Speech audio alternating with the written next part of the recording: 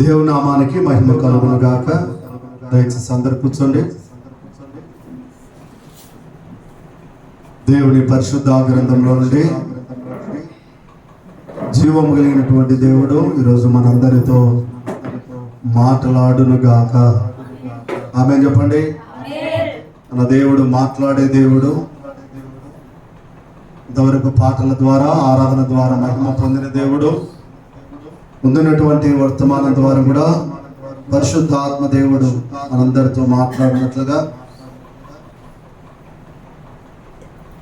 దేవుని వాక్యాన్ని మనం చదువుకుందాం. బైబిల్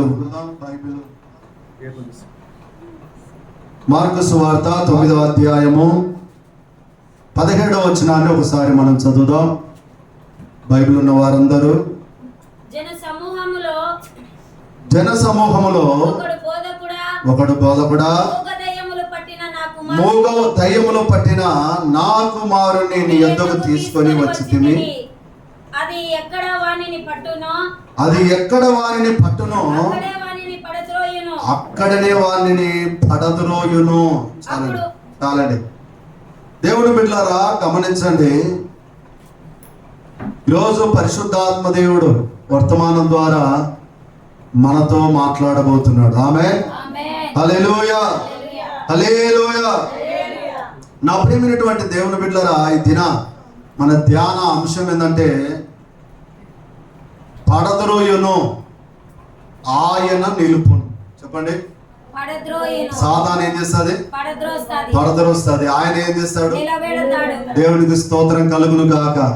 ఈరోజు ఎంతమంది అయితే ఆత్మ జీవితంలో పడిపోయారో, ఎంతమంది అయితే సాతానుడు పడగొడుతున్నాడో, మరి వారందరినీ నిలబెట్టడానికే ఉపవాస కూడిక. దేవునికి స్తోత్రం కలుగును గాక. హల్లెలూయా. మరి పిలువబడినటువంటి మీరందరూ ధన్యులు. దేవుడు మిమ్మల్ని అందరినీ దీవించును గాక. హల్లెలూయా.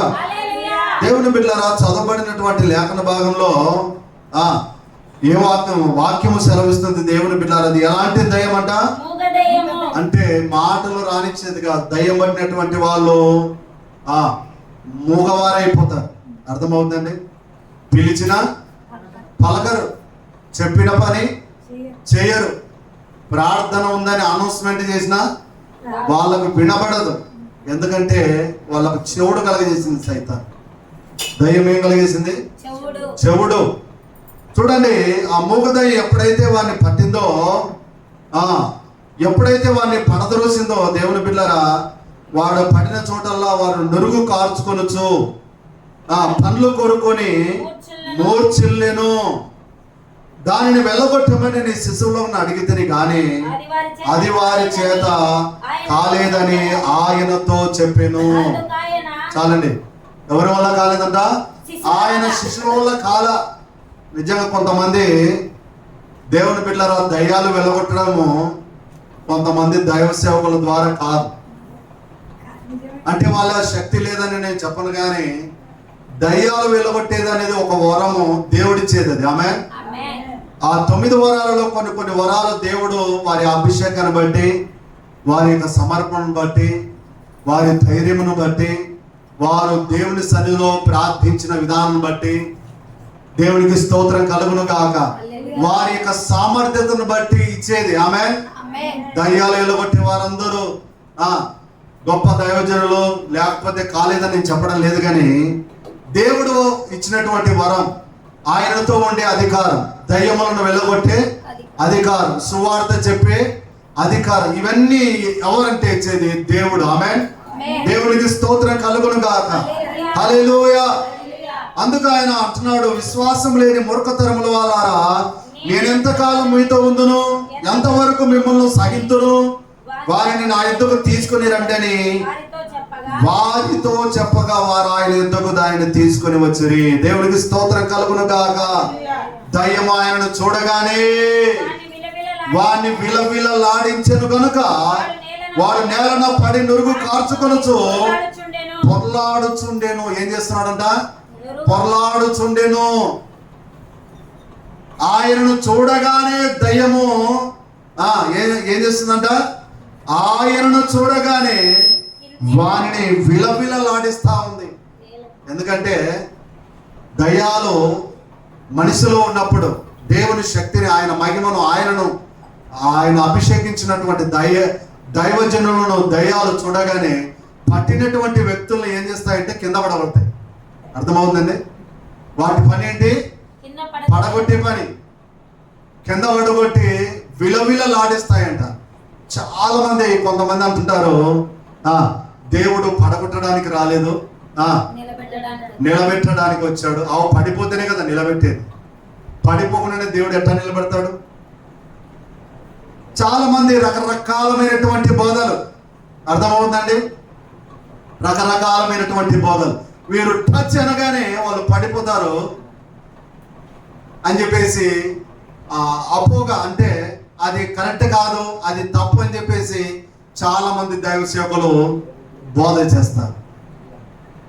దైవజనులారా గుర్తుపెట్టుకోండి, యేసు ప్రభువును ఆ దయ్యం చూడగానే, దేవుడు మనకు అనుగ్రహించినటువంటి పరిచర్లు కూడా ఎన్నో దయ్యాలు ఆమె మనం టచ్ అనాల్సిన అవసరం లేదు, కానీ చూడగానే కింద పడిపోయి గిల గిల గిల కొట్టుకులాడి, అర్థమవుతుందండి, వారిని విడిచిపెట్టిపోయినటువంటి దయ్యాలు ఎన్నో ఉన్నాయి. అయితే ఈ రాత్రి వేళ సమయంలో ఉపవాస కొడుకలో వాక్యం వింటున్న దేవుని బిడ్డలారా, దయ్యం పని ఏంటంటే నిన్ను పడగొట్టేది, నిన్ను విలవిలలాడించేది, నిన్ను గందరగోళానికి గురి చేసేది, నువ్వు నొరుగు కాల్చుకుంటే తట్టుగా చేసేది, నిన్ను ఏం చేస్తుందంట? అది బోర్ల పడి తట్టి చేసేదంట. వారు బోర్ల పడ్డాడంట. చాలా మంది తాగి ఎక్కడంటే అక్కడ బోర్ల పడిపోతుంటారు. అర్థమవుతుందండి? కొంతమంది తాగని వారు కూడా పడిపోతుంటారు. కారణం ఏంటి? దయ్యం పడగొడుతుంటారు. ఏం పడగొడుతుంటారమ్మా? దయ్యం. ఒక సహోదరు అనింది, అన్నా నేను స్కూల్కి వెళ్తా ఉన్నాను, వెళ్తూనే నాకు తెలియకుండా మోకాలు ఎవరో పట్టేసినట్టుంది, తప్పుకుని పడ్డాను, అటు ఇటు చూసాను. ఎందుకు అటు ఇటు ఎందుకు చూసింది? పండిది చూసినారో సిగ్గుపోతుందేమని. నిజంగా సిగ్గు అవమానం తెచ్చేది ఏంటి? సాతానుడు, దయ్యం. సహోదరుడా, ఈ రాత్రి వేళ సమయంలో జీవం గల దేవుడు మనతో మాట్లాడుతున్నటువంటి మాట ఏంటంటే అది పడగొట్టేది. దేవునికి స్తోత్రం కలుగును గాక. చూడండి, జీవం గల దేవుడు ఏం చేస్తాడు? అది ఎలాంటి దయ్యం అంట? మోగ దయ్యం. ఇంకా ఇంకా ఆ దయ్యానికి చెవిటి దయ్యం అంట. 25వ వచనం ఉంటుంది. 25వ వచనం అక్కడే ఉందమ్మా. జన సమూహం గుంపులు కూడి ఆయన ఎదుగు పరిగెత్తుకొని వచ్చుట యేసు చూసి మూగ అయిన చెవిటి దయ్యమా వానిని వదిలిపొమ్ము. చాలండి. మూగ అయిన చెవిటి దయ్యమా. కొన్ని దయ్యాలకు పేర్లు ఉంటాయి. కొన్ని దయ్యాలకి పేర్లు ఉంటాయి. పో పో పో అంటే పోతుంది. ఏమనాలి? ఓయ్ మూగ అయిన చెవిటి దయ్యమా వదిలిపెట్ట అని అనాలి. హల్లెలూయా. అప్పుడే వదిలిపెడతారు. దాని పేరు మూగ అయిన చెవిటి దయ్యం. కాబట్టి చెవిటి దయ్యానికి ఊకే పో అంటే పోతుంది, వినపడదు. కాబట్టి దేవునికి స్తోత్రం కలుగును గాక. దేవుడు మనకు అప్పగించినటువంటి పరిచయలు ఎన్నో మూగ దయ్యాలు, ఎన్నో కరుడుగట్టిన దయ్యాలు, ఎన్నో అంధకార శక్తులు, చాతబడే శక్తులు వెళ్ళిపోయాయి. దేవునికి స్తోత్రం కలుగును గాక. నా ప్రేమైనటువంటి దేవుని బిడ్డలారా, లూకాసు వార్త 11వ అధ్యాయము 14వ వచనం మనం గమనించినట్లయితే దేవుని వాక్యం సెలవిస్తుంది. లూకాసు వార్త 11వ అధ్యాయము 14వ వచనం. ఒకప్పుడు ఆయన మూగ దయ్యములను వెళ్ళగొట్టుచుండెను. చాలుమా. ఏ దయ్యాలు వెళ్ళగొడుతున్నాడంట ఆయన? మూగ దయ్యములు వెళ్ళగొడుతున్నాడంట. తమ్ముడా, అన్న, అక్క, చెల్లి, నీకు మూగ చెవిటిని తీసుకొచ్చేది దయ్యాలు. ఈ శరీర బలహీనతలన్నిటిని తీసుకొచ్చేది దయ్యాలు. దేవుడు చెప్పినట్టుగా నువ్వు నడుచుకోకపోతే, దేవుడు చెప్పినట్టుగా నువ్వు చేయకపోతే దయ్యాలు నీకు మూగతనం కలిగేస్తాయి. ఆ చెవిటితనాన్ని కూడా. ఈ మూగ చెవిటిని ఎందుకు కలుగ చేస్తాయంటే ఈ దయ్యాలు దేవుని సన్నిధికి వచ్చి దేవుడు వాక్యం ఉంటావేమని చెవుడు కలుగజేసేది. మూగ దయ్యం ఎందుకు పడుతుంది అంటే నువ్వు పాటలు పాడకుండా, వాక్యం చదవకుండా, ప్రభుని ఆరాధించకుండా, లేఖనాలను పలకకుండా చేస్తుంది. మూగ వాళ్ళు పలుకుతారండి? పలకలేదు. వారి భాషలో పలికితే దేవునికి అర్థమవుతుంది. దేవుని స్తోత్రం కలుగును గాక. అయితే నా ప్రేమైనటువంటి దేవుని బిడ్డలారా, ఇక్కడ మనం చదవబడినటువంటి లేఖన భాగంలో మనం గమనించినట్లయితే అది పడద్రోసేదంట. అందుకనే మార్కు సువార్త 9వ అధ్యాయం 22వ వచనంలో అది పడదోసిన ప్రతిసారి వాడు ఏం చేస్తున్నాడంట? నేలన పడి నురుగు కక్కుకొనుచున్నాడంట. నేలన పడిన ప్రతిసారి వాడు నురుగు కక్కుకొనుచున్నాడు. 22వ వచనం అమ్మా.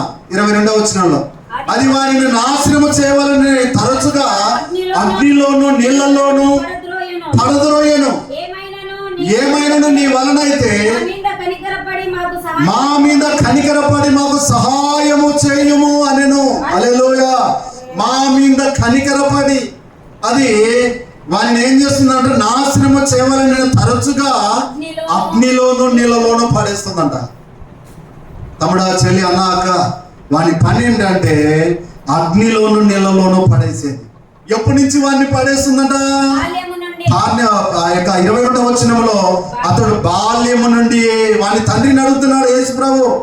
అప్పుడు ఆయన ఇది వీనికి సంబంధించి ఎంత కాలమైనదని వాని తండ్రిని అడగగా అతడు బాల్యము నుండి. వాక్యం వింటున్న తమ్ముడా, నీ నా మీద వాడి ప్లానింగ్ ఎప్పటి నుంచి అంటా? వాడి ప్లానింగ్ నువ్వు బాల్యముగా ఉన్నప్పుడే, నువ్వు బాలుడుగా ఉన్నప్పుడే, యేసుక్రీస్తు ప్రభువు వారు బాలుడుగా ఉన్నప్పుడే ఫరో తర్వాత కొంత రాజు ఏం చేశాడు? ఆజ్ఞ జారీ చేశాడు. 2 సంవత్సరాల పిల్లలందరినీ నరికి చంపేయండి. ఎందుకంటే యూదుల రాజు వస్తాడు, మెస్సయ్య వస్తాడు, అనేకులకు రక్షణ కలుగజేస్తాడు, ప్రపంచాన్ని ప్రభావితం చేస్తాడని డెవిల్కు భయం. ఆయనను చంపేయాలని రకరకాలమైనటువంటి ప్రయత్నాలు చేసింది. అర్థమవుతుందండి? వాక్యం వింటున్న తమ్ముడా, చెల్లి, అన్నాక బాల్యము నుండి నేను పడద్రోసి అనేక పర్యాయాలు నిన్ను చంపేయాలని వాడు ప్లానింగ్ చేశాడు. అర్థమవుతుందండి? నేను బాలుడిగా ఉన్నప్పుడే 2 సంవత్సరాలు బాలుడిగా ఉన్నప్పుడే గుంటూరు దగ్గర కొప్పర్తిలోనంట దోగాడుకుంటూ పోయి ఎక్కడ పడ్డానంట, మురికి కాలంలో పడ్డానంట. దాదాపుగా ఆ మురికి కాలువ నా నడుము లోతుందంట. ఎంత లోతమ్మా? ఈ చిన్న చిన్న మురికి కాలువలు కాదు, నడుము లోతు మురికి కాలువ. నీళ్లు పారుతా ఉన్నాయి, భయంకరమైనటువంటి మురికి. పిల్లలకి ఏం తెలుసు? దోగాడుకుంటూ పోయి అక్కడంటే ఎక్కడ పడుతుంటారు, దేని మీద అంటే దేని మీద పడుతుంటారు. ఈ పడగొట్టేది ఏంటంటే సైతాన్ గాడు. మనం బాల్యముగా ఉన్నప్పుడే మనం చంపేయాలని చూస్తాడు, వాడు పగబెట్టుకోవాలని చూస్తాడు. అర్థమవుతుందండి? పడిపోయిన తర్వాత మురికాలంలో ఎత్తుకుతుంటే ఇంకా ఏడన్నాను, లేడు అంతే ఎత్తికారు, లేడు. ఆ కాలువకి వెళ్ళి ఏమన్నా చూడండి అని చెప్పేసి ఆ కాలువకి వెళ్ళి పోయి ఆ మురికాలంలో తొంగి చూస్తే గుడు అని ఏమొస్తానంటే బుడగలు వస్తానంట. మురికాలంలో వచ్చి బుడగలు బయటకు వస్తున్నాయంట. బాల్యములోనే నన్ను చంపేయాలని చూసింది దెయ్యం. కనుక్కొని నన్ను ఇలాగ కోడిగా ఎత్తినట్ట మురికాలంలో దిగి బోరి కింద కడిగారంట. దేవునికి స్తోత్రం కలుగును గాక. మా అమ్మ నాన్న అక్కలందరూ పనికి వెళ్ళిపోయారు, నన్ను పట్టుకోవడానికి ఒకళ్ళని పెట్టిపోయారు. ఎవరికి తెలియదు నిన్ను ఒంటరిగా ఉన్నప్పుడు నీ మీద మాట పెడతాదని, నిన్ను చంపేయాలని చూస్తుంది. అర్థమవుతుందండి? కానీ వాని వల్ల కాలేదు. దేవునికి స్తోత్రం కలుగును గాక. వాడు బాల్యంలో చనిపోయింది కదా ఈరోజు నేను ఈ వాక్యం చెప్పేవాడిని కాదు. నేను పెరిగి పెద్దవాడైన తర్వాత కొంచెం 4th క్లాస్లో బీసీ హాస్టల్లో ఉన్నప్పుడు వరుసగా ఆ చెరువుకి వెళ్ళిపోయేవాళ్ళు. దేనికి? అక్కడ ముఖం కడుక్కొని స్నానాలు చేసి మన ఇంటికి రావాలి, ఆ హాస్టల్లోకి రావాలి. వరుసగా వెళ్ళిపోయేవాళ్ళు. పొద్దునే అందరూ మెట్లను బట్టి ఈత కొడతా ఉన్నారు. ఈత వచ్చిన వాళ్ళు లోపలికి పోయి కొడుతున్నారు. ఆ తొట్టిలో ఆడుతా పాడుతా ఉన్నారు. అందరూ ఆడుతుంటే నాకు ఉల్లాసం ఎక్కువైపోయింది. నాకు ఈత రాదు, ఏం చేస్తాం? హల్లెలూయా. మెట్లు పట్టుకొని కొడతా ఉన్నాను. నా ఈడమెట్టుంది అని అలా దిగిపోతా ఉంటే పోరా చూస్తే ఒకసాట మెట్టు లేదు. అది తొట్టి, పెద్ద తొట్టి, మెట్లు అన్నీ అయిపోయినాయి. కాలు పెడితే పొట్లోకి పోయాను అంతే. తొట్లోకి ఉండేది ఇంత ఉన్నా. 4th క్లాస్ అంటే ఎంత ఉంటాను? ఇంత ఉన్నా. వాడు అప్పుడే నన్ను చంపేసి నీళ్ళల్లో వేసి చంపాలనుకున్నాడు. ఈత వచ్చిన వాళ్ళు ఏం చేస్తారు? ముందుకి ఇట్టు కొడతారు. ఈత రాని వాళ్ళు ఏం చేస్తారు? ఎన్నికి ఇలాగంటే చెరువులోకి పోతా ఉన్నా, మునుగుతున్నా లేతున్నా పొడుపు నిండా నీళ్ళు తాగేసిన. ఎవరో ఆ సమయానికి ఒక ఆయన వచ్చాడు. ఆమె మనసు కుమారుడిగా వచ్చినట్టు ఒక ఆయన వచ్చి దూకి నా జుట్టు పట్టుకుని నన్ను గడ్డకు లాక్కొని వచ్చి గడ్డ మీద పని పెట్టాడు. పొత్తెంగాడ పొట్ట ఇలాగా అయిపోయింది. ఫుల్గా నీళ్లు తాగేశాను. వీడికి పట్టిన దయ్యం తరచుగా ఏం చేస్తుందంటామా? అగ్నిలోను నీళ్ళలోను పడదోయును. అర్థమవుతుందండి? అగ్నిలలో నీళ్ళలో పడేసి చంపేయాలని చూస్తాడు వాడు. దేవుడు ఆ నీటి ద్వారా కూడా ఏం చేశాడు? నన్ను కాపాడాడు. చిన్నప్పుడు మురికాలంలో నీటి ద్వారా దేవుడు కాపాడాడు. 4th క్లాసులో నీటి ద్వారా కూడా కాపాడు. ఒకసారి నీటి ద్వారా వీడు చచ్చిపోకున్నాడు. అగ్ని ప్రమాదం వీడి మీదకి రప్పిద్దామని చెప్పేసి ప్లానింగ్ చేశాడు.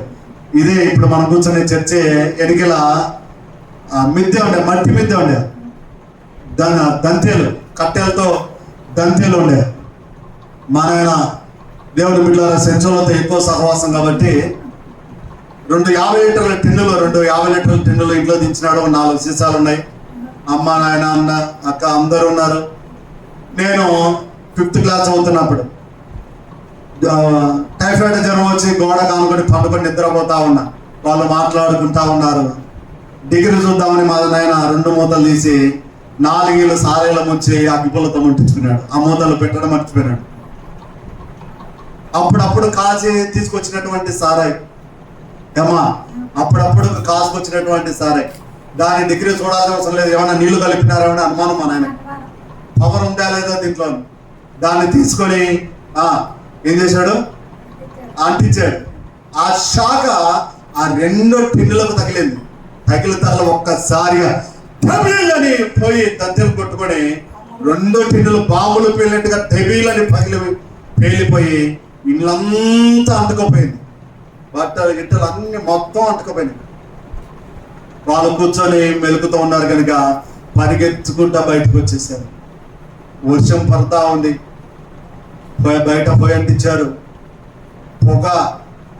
ఆ మంటలకి నాకు తలుపు కాండాలు పండుకొని నిద్రపోతాను కదా, ఆ మంటలకి ఆ సౌండ్కి లేచినాను కానీ బయటికి పరిగెత్తుకుంటూ వద్దామంటే తలుపు కాండాలి ఆ మంటలకి. మంచం మీద గంతులు వేస్తా ఉన్నాను. అప్పుడు యేసుప్రభువుని నమ్ముకోలే, ఏదో నామకార్థంగా చేసే చర్చికి వెళ్తా ఉంటే అంతే, సంపూర్ణంగా నమ్ముకోలే.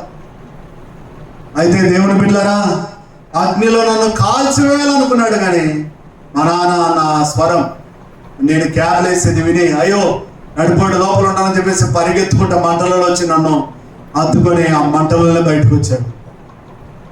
నాకు ట్రౌజర్ ఉంది, షర్ట్ ఉంది, ఆయన కానీ కాలిపోయి అట్టలట్టలు, మొత్తం దేహం అంతా అట్టలట్టలు, అరిచేతి అంత అట్టలు, తోలు లేచిపోయి.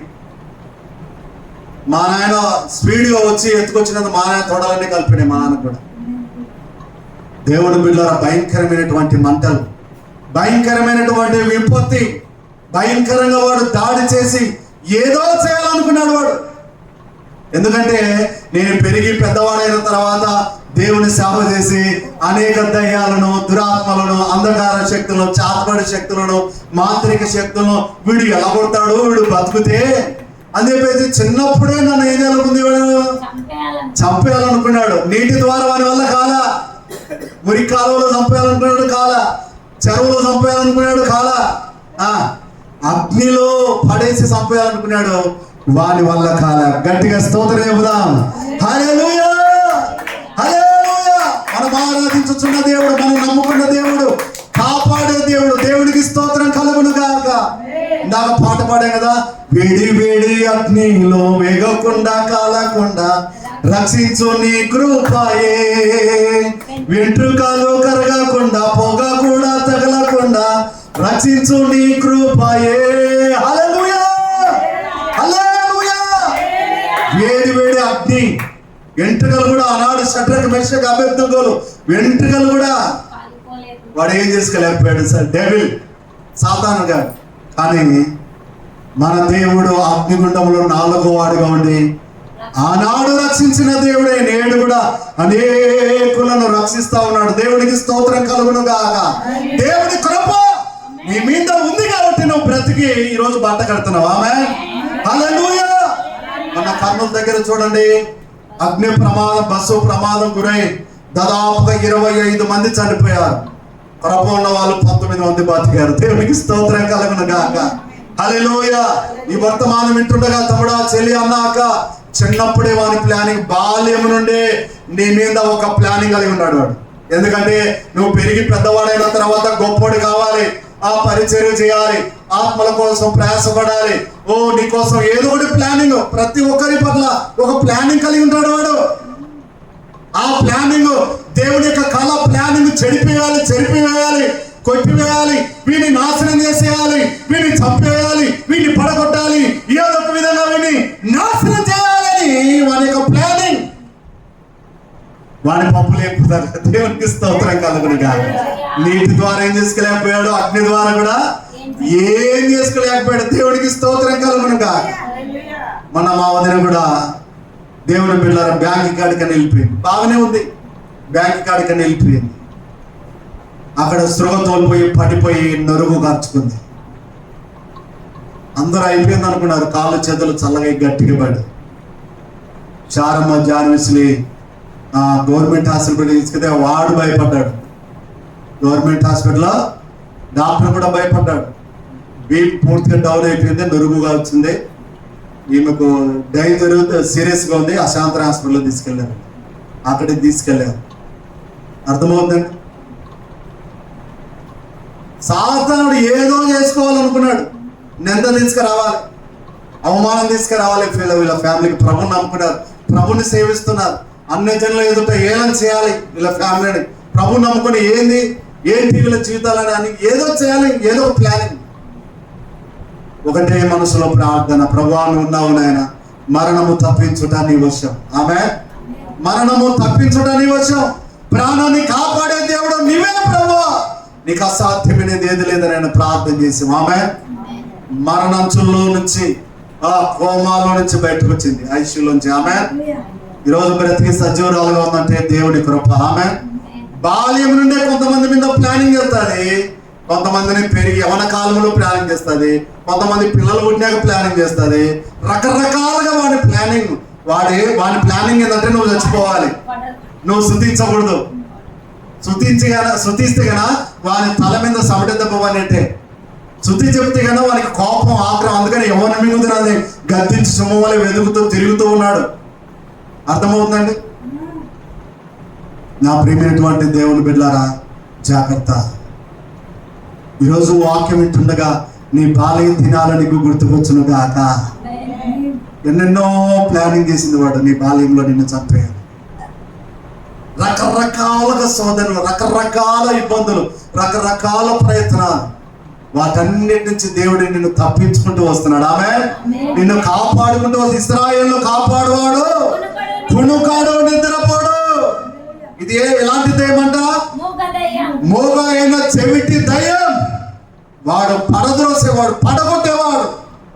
అందుకనే దేవుని బిడ్డలారా, నా శత్రువా నువ్వు అతిశయపడవద్దు, నేను కింద పడినను మరలా లేతును. దేవునికి స్తోత్రం కలుగును గాక. హల్లెలూయా. దేవుడు పడగొట్టన. చాలా మంది దైవజనులు ఏమంటారు?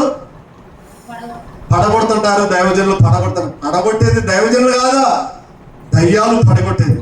మన దేవుడు లేవనెత్తి దేవుడు. దేవునికి స్తోత్రం కలుగును గాక. అందుకంటే దేవుని బిడ్డలారా, మొదటి సమూయేలు గ్రంథం 17వ అధ్యాయము, మొదటి సమూయేలు గ్రంథం 17వ అధ్యాయము 37వ వచనాన్ని చదువుదాం. 37వ వచనం. మొదటి సమూయేలు గ్రంథము, సింహము యొక్క బలము నుండి, ఎలుగుబంటి యొక్క బలము నుండి నన్ను రక్షించిన యెహోవా. చాలమ్మా, నన్ను రక్షించిన యెహోవా. నిన్ను రక్షించినది ఎవరు? జీవము కలిగినటువంటి దేవుడు, నిన్ను రక్షించువాడు ఆయన. దేవుడికి స్తోత్రం కలుగును గాక. హల్లెలూయా. అభిషేకం పొందినటువంటి సౌలు ద్వారా కాలే, దావీదు యొక్క అన్నల ద్వారా కాలే. ఎవరిని చంపేయాలని? గొలియాతును చంపేయాలి. వారి పరాక్రమం, వారు బలాఢ్యుడు, బాల్యము నుండి విద్యాభ్యాసం కలిగినటువంటి వాడు, ఎంతో తరిపిదు తీసుకునేటువంటి వాడు, కత్తితో అనేకులను చెండాడేవాడు, ఫైటింగ్ నేర్చుకున్నటువంటి వాడు. వాని దెబ్బకు అందరూ భయపడి భయాందోళన పరిస్థితుల్లోనే కూర్చోంటే దావీదు గొర్రెలు కాసుకుంటున్నటువంటి దావీదు వెళ్తాడండి సౌలు రాజు దగ్గరికి, తన అన్నలతో అన్నం ఇవ్వడానికి వెళ్తాడు. హల్లెలూయా. ఎందుకు మీరు ఇలా ఉన్నారు? ఎందుకు మీ ముఖాలు అలా ఉన్నాయి? సంతోషంగా లేవు ఏంటి? విజయం పొందానంటే ఎక్కడ విజయం? వాని త్యాగులకు, వాని పరాక్రమాలకు భయపడతా ఉంటే వీళ్ళు అవన్నీ చెప్పిదాకా దావీదుకు ఆత్మలో మంట. దేవునికి స్తోత్రం కలుగును గాక. హల్లెలూయా. వాడంతా వాడు సున్నతి లేని పిలుస్తాడు. వాడంతా అవతల్ నేను నా మందను గొర్రెలు మేపుతుండగా సింహం వస్తే దాన్ని గద్ద పట్టుకొని మేక పిల్లను చీల్చేసినట్టు చీల్చి పారేసాను. ఎలుగుబండి వస్తే చంపేతాను. వాడంతా అవతల్ అని పరాక్రమాలు, కోపం అనమాట. గుడ్డోడు గాని పొట్టోడే గాని చాలా గట్టోడు, రోసముడు. ఆమె దేవునికి స్తోత్రం కలుగును గాక.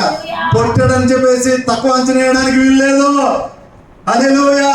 నువ్వు ఎత్తోడు అని అతిశయపడాల్సిన అవసరము. ఎత్తోళ్ళందరూ ఏం చేసేసారు? ఏం చేశారండి? కొద్దిగా ఏమన్నా చేశారా? బలవంతులు ఏమన్నా చేశారా? బలవంతులు ఏమన్నా చేశారా? ఏం చేయలేకపోయారు. దావీదు హేళన చేస్తూ వాళ్ళు మాట్లాడుతూ సౌరాదంటే, ఇదిగో నా యుద్ధ కవచాలు ధరించుకో, వస్త్రాలు ధరించుకో. ఈ బల్లని ఆ బల్లె ఎప్పుడు మోస్తాడు? ఇవో యుద్ధ కవచాలు, ఈ దుస్తులు ఎక్కడ సరిపోతాయి? పొట్టాడు కదా దావీదు. అవన్నీ నాకు ఏం అక్కర్లేదు. హల్లెలూయా. నేను వెళ్ళిపోతానని పోతా ఉన్నాడు చిన్న కర్ర తీసుకొని. హల్లెలూయా.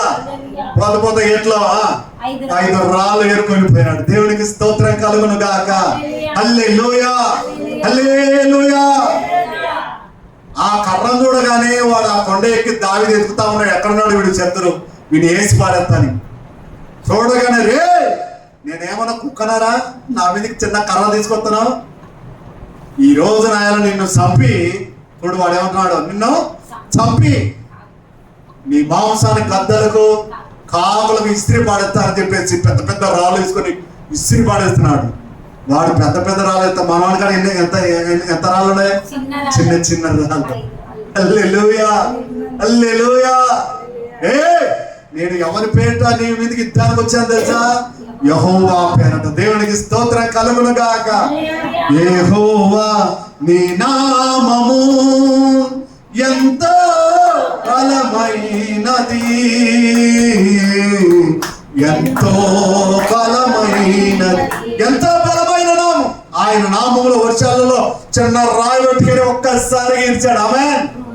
ఇస్త్రీ కోర్తే ఎక్కడ పడిందంట? అది నుదుటిన పడితే వెనక పడాలి మనవాడు బార్ల, కానీ బార్ల పడ్డాడని వాక్యం చెప్తుంది. నాకు తెలిసి జీవం కలిగిన దేవుడు వెనకల ఒక్క ఏటు దెబ్బ వేసి బాధించడేమని నేను అనుకున్నా. నా అభిప్రాయం బైబిల్లో లేదు, కానీ నా యొక్క అభిప్రాయం. ఆమె రాయి ఇక్కడ తగ్గితే ఇక్కడ పడాలి, కానీ బార్ల పడ్డాడు. దావీదు పరిగెత్తుకుంటూ వెళ్ళి వాని వరలో ఉన్న కత్తి తీసుకొని వాని తల తెగనరికి ఆమె భుజాల మీద వేసుకొని పాట పాడుతూ వస్తున్నాడు. యుద్ధము యెహోవాదే, యుద్ధం యెహోవాదే. హల్లెలూయా. యుద్ధం ఎవరిదంట? యెహోవాది. దేవునికి స్తోత్రం కలుగును గాక. ఓ బాల్యములోనే శత్రువులు జయించినటువంటి వాడు దావీదు. ఆమె చెప్పండి. దేవునికి స్తోత్రం కలుగును గాక. నాశనం చేయాలని చూశాడు, సంహరించాలని చూశాడు, కానీ నన్ను రక్షించిన యెహోవా అంటున్నాడు. ఆమేన్. అనేక పర్యాలు రక్షించినటువంటి దేవుడు ఈరోజు నిన్ను నన్ను కూడా రక్షించుటకు సమర్థుడు. దేవునికి స్తోత్రం కలుగును గాక. హల్లెలూయా. మొదటి రాజుల గ్రంథం 18:13 చదువుదాం.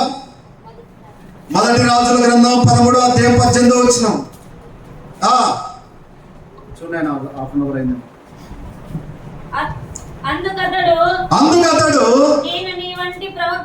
నేను నీ వంటి ప్రవక్త